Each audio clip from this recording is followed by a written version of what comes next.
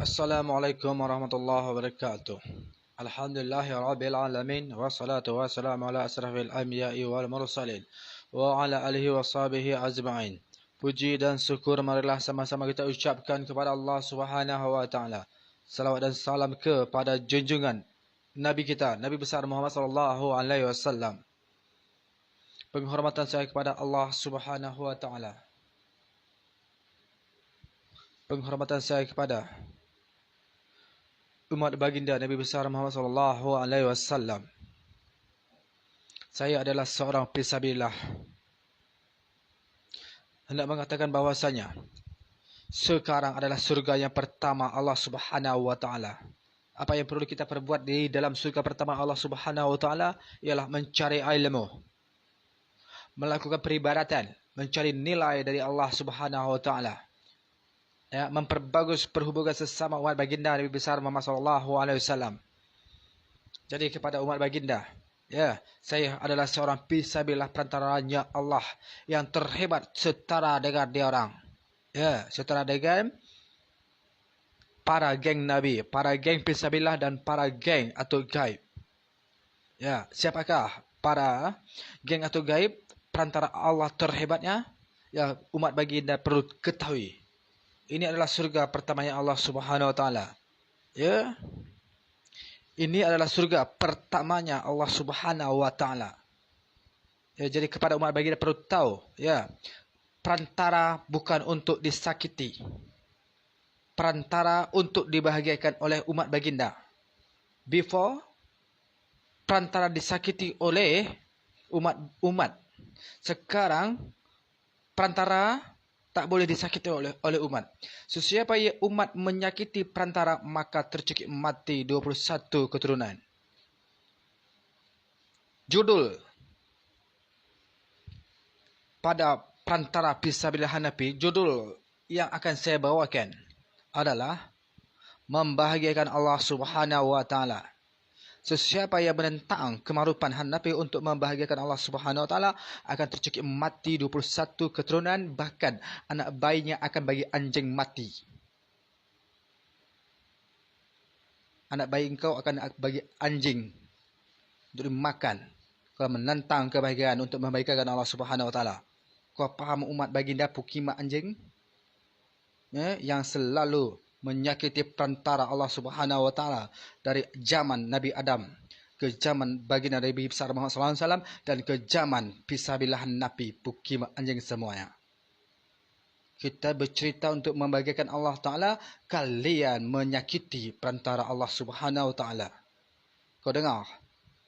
Jadi perantara itu maksudnya adalah seperti perantara atau gaib. Ya, atau gaib contohnya, ya, atau jin, atau syaitan, atau iblis, atau malaikat Jibril, ke-9 malaikatnya. Itu disebut dengan perantara gaib.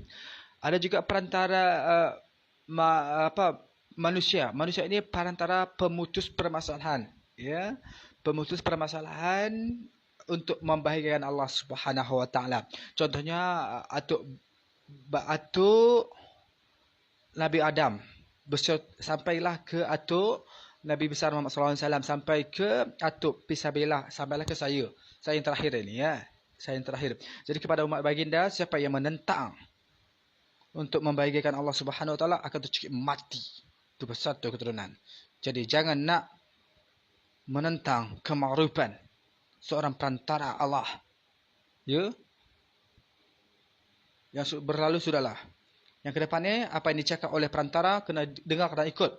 Cakap untuk demi membahagiakan Allah Subhanahu wa taala, bukan demi untuk membahagiakan umat bakima anjing. Faham?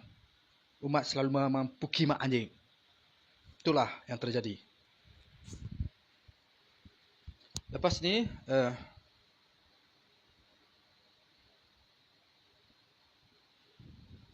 saya nak ucapkan lagi.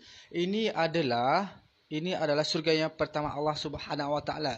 Jadi kepada setiap individu masyarakat dunia internasional, ya, coba kendalikan dirinya untuk berilmu, untuk meningkatkan peribadatan kepada Allah, mencari nilai-nilai terbaiknya di setiap soalan kemakrufan untuk mendapatkan surga yang selanjutnya ataupun surga kedua. Ya. Jadi sekarang kita berada di surga pertama, lengkapi kepribadian kita dengan berilmu, bermateri, ya, bersosial, berkerapian, berkebersihan, ya, setiap soalan kemakrufan dan meninggalkan soalan-soalan kemungkaran.